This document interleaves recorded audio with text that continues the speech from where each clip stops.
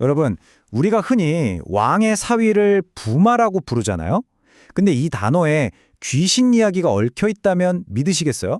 좀 황당하게 들릴 수도 있는데 오늘은 정말 믿기 힘든 한 단어가 어떻게 초자연적인 이야기에서 태어났는지 그 비밀을 한번 파헤쳐 보려고 합니다.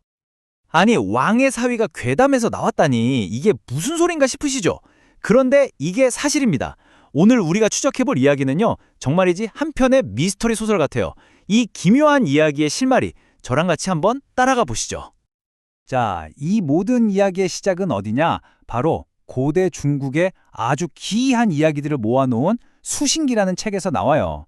이게 중요한 게 뭐냐면 그냥 지어낸 이야기가 아니라 오래전부터 실제로 기록으로 전해져 내려온 이야기라는 거죠. 그러니까 이 황당한 이야기가 나름의 근거가 있다는 겁니다. 자, 그럼 첫 번째 장으로 들어가 볼까요?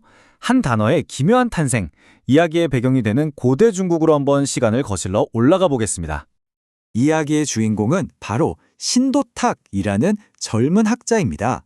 이 사람이 어떤 사람이었냐면요. 당시에 더 깊은 학문을 배우고 싶어서 집을 떠나서 아주 먼 길을 여행하고 있었어요. 두 번째 장, 무덤에서의 하룻밤.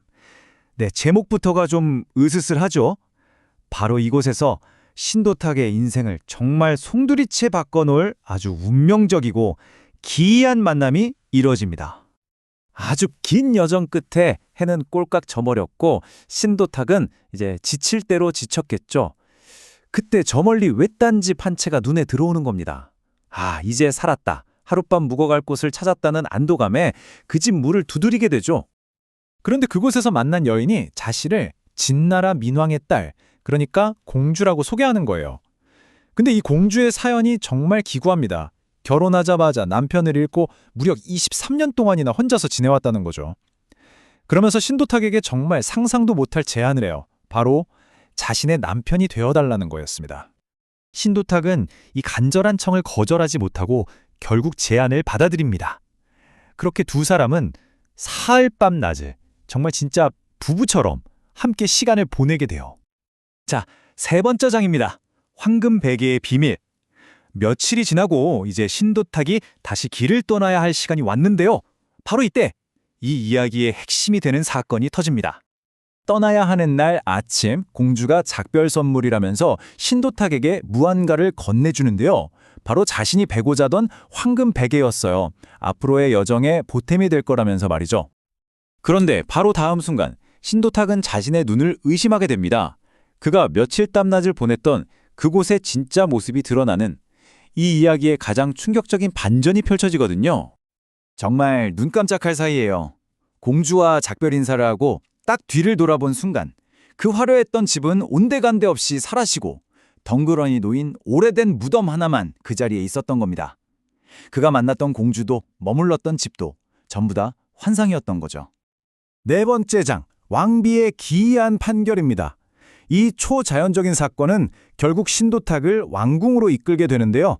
하지만 그가 상상했던 것과는 전혀 다른 정말 누구도 예상치 못한 전개를 맞이하게 됩니다. 자, 이제 신도탁에게 남은 건 이 황금베개 하나뿐이잖아요? 그는 남은 여정을 위한 경비를 마련하려고 이 베개를 시장에 내다 팔기로 결심합니다. 그런데 바로 이 결정이 사건을 클라이맥스로 몰고 가게 됩니다. 정말 운명의 장난처럼 하필이면 시장을 지나던 죽은 공주의 어머니, 그러니까 왕비의 눈에 이 베개가 딱 띄게 된 겁니다. 왕비는 보자마자 딸의 무덤에 함께 묻어준 부장품이라는 걸 한눈에 알아봤죠. 그리고는 신도탁을 무덤을 파헤친 아주 흉악한 도굴꾼으로 몰아서 당장 체포해버립니다. 정말 절체절명의 위기에 빠진 신도탁, 그가 할 수 있는 건 단 하나뿐이었어요. 자신의 결백을 증명하기 위해 그동안 겪었던 이 믿기 힘든 초자연적인 만남에 대해 왕비에게 전부 다 털어놓는 거였죠. 왕비는 뭐 반신반의했겠죠. 그래서 직접 딸의 무덤을 파보라고 명령합니다. 그런데 무덤을 열어본 순간 모두가 깜짝 놀랐어요.